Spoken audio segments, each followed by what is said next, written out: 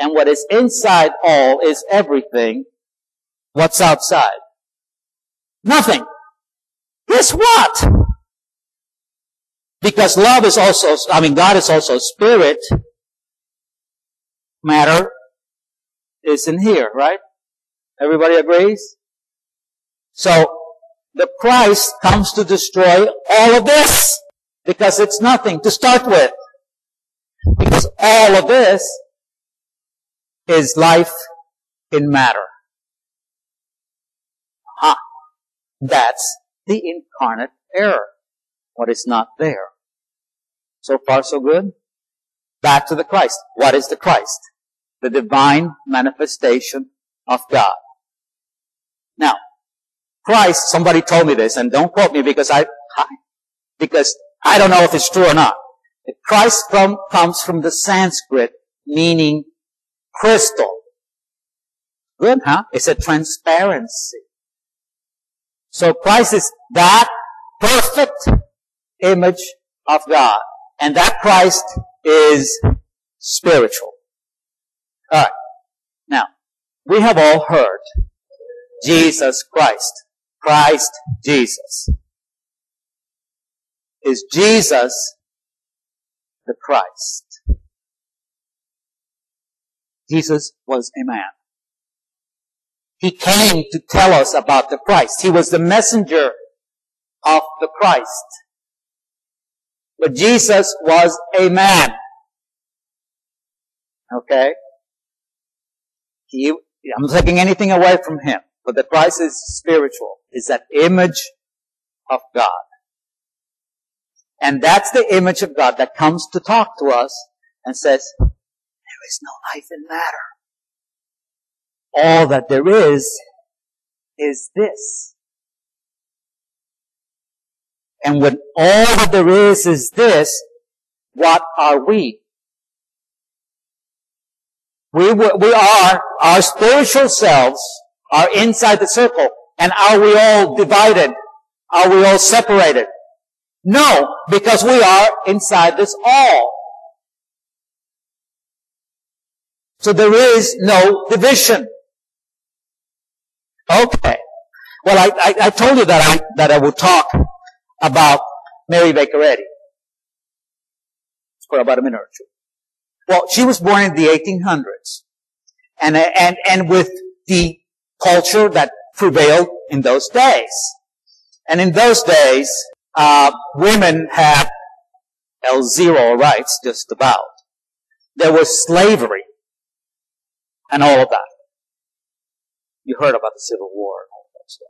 Well, when she first got married, she and her husband went to live to the Carolinas, and they had slaves. And she expressed her deep dissatisfaction with them having slaves. She didn't like it. She already had this inkling about the brotherhood of man, of everyone. And that did not include slavery. Well, her husband passed on, and she went to live back in New England, Northeast, where she was from. And she was, at one point in time, she was living with her sister. Her sister was this big, she was rich, filthy rich. And she gave all these parties. And one of these dinner parties, this was now at the time of, pre-Civil War, when this was, the talk of everyone, just like we all talk about Iraq. Well, they talked about the Civil War. And Mary, during the dinner party, got up or spoke, and she says, emancipation is written on the wall.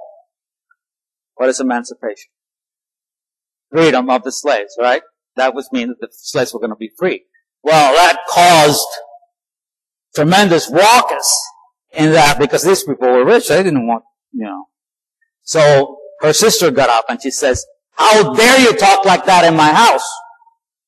And she says, and I'm going to read it because I don't memorize too many things. She says, I dare to speak what I believe in any house. Gutsy lady, huh? It's at a time where women don't have very many rights.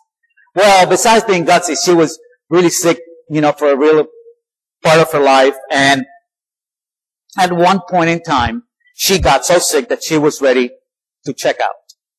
And she was able to heal herself from that illness. And in one of her biographies, she says that what she really discovered was that life was in and of God. So as life is in the circle and of the circle, her sickness was nothing. And when she came to realize that, that's what affected the healing. Eureka! So she called her discovery Christian Science, the science of the Christ. And what she discovered was that the principle that Jesus used for all his healings and everything is not something that just worked then. It works all the time. Because this is forever, right? Life is in and of God, and it includes these things, and it doesn't include any of this. So then she took 2 years, and she wrote this book, Science and Health with Key to the Scriptures. Well, there was a part of her life where she was very poor and almost homeless. And women in those days, either you got married and had a husband who supported you, or you had money from your daddy, or you were up the creek. She had a tremendous healing practice because she was using Christian Science as she went along. She wrote the book. The book became a bestseller. It was translated into 17 languages. She made lots of money. At a time, once again, when women were not supposed to have these achievements. She founded the Church of Christ Scientists, and this is big thing in Boston. There's 2,000 churches around, or thereabouts, 2,000 branch churches around the world. All from that little itty bitty woman named Mary, who was sick for a long time.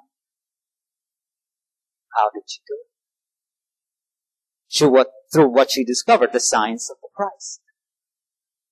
It did not include being homeless, being sick, being destitute, and which also included the brotherhood of all men. Okay. Now let's talk about differences in language.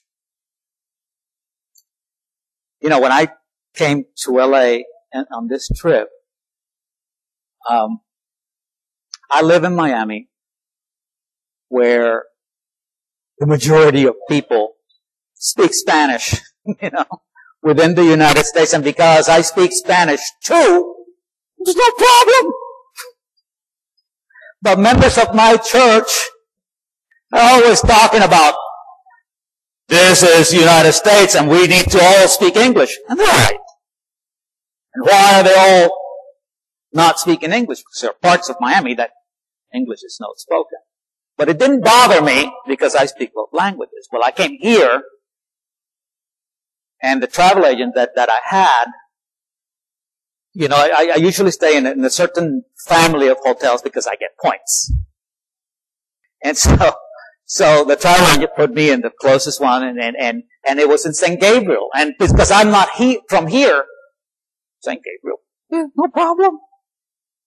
As the friend who was driving me to the hotel, you know, we got closer to the hotel, the signs started changing from English to obviously Chinese or an Asian language.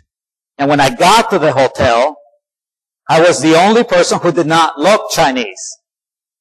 And they spoke in broken English. And then I said, oh, now I understand.